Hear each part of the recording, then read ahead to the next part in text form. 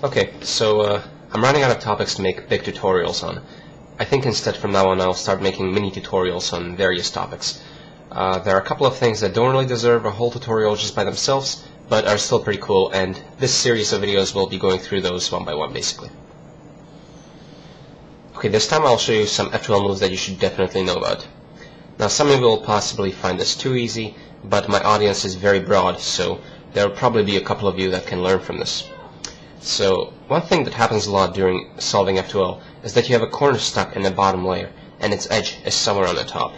So, like in this case, we have the orange-blue on the bottom here, the edge is on top. And there are you basically need to pair them up somehow. Now, what I do is always put the edge on the right face together with the corner, and I check these colors here on the right face. So, orange for the corner, and blue for the edge. Now, if the colors are different, then this is the good case, because all I need to do to pair up these two is R, U prime, R prime. And then you can insert it very quickly. Now, the more interesting case is when the two colors on the right are the same, so like in this case, orange and orange. So in this case, you can't just do what we did, R, U prime, R prime, because obviously the edge will be flipped. So my favorite way to handle this, if I run into the case like this, is to do U prime, and then do the R, U prime, R prime. R, U prime, R prime, yeah. Because that will set it up, and you can just insert it quickly.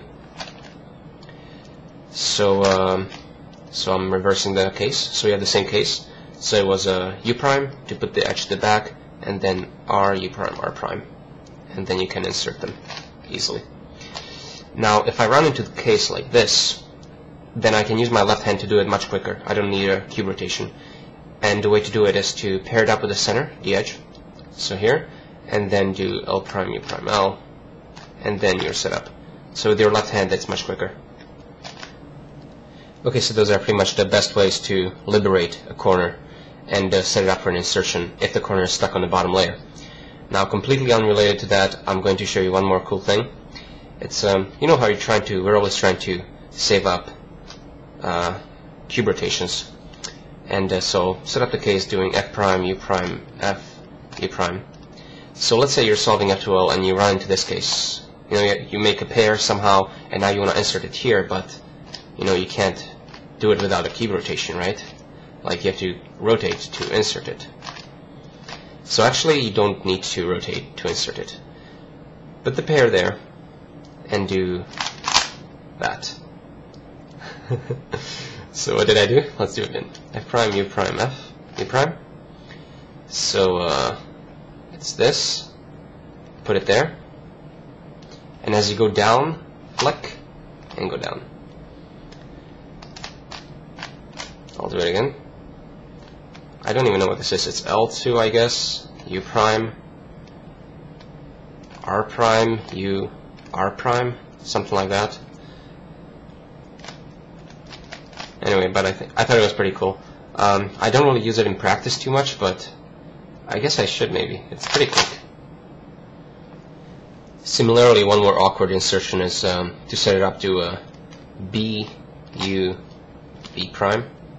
This is a really awkward insertion. You just made a pair and you want to insert it there, but you can't do it from this angle. You have to rotate to insert it. Well, actually, you don't need to rotate. So put the pair here. It needs to go there. You do R2, F, and then R, F prime, R. And I can't do this one as fast, and I'm not sure if it's possible. But I thought it was pretty cool that you can still insert it without doing the cube insertion, without doing a cube rotation. So something like that.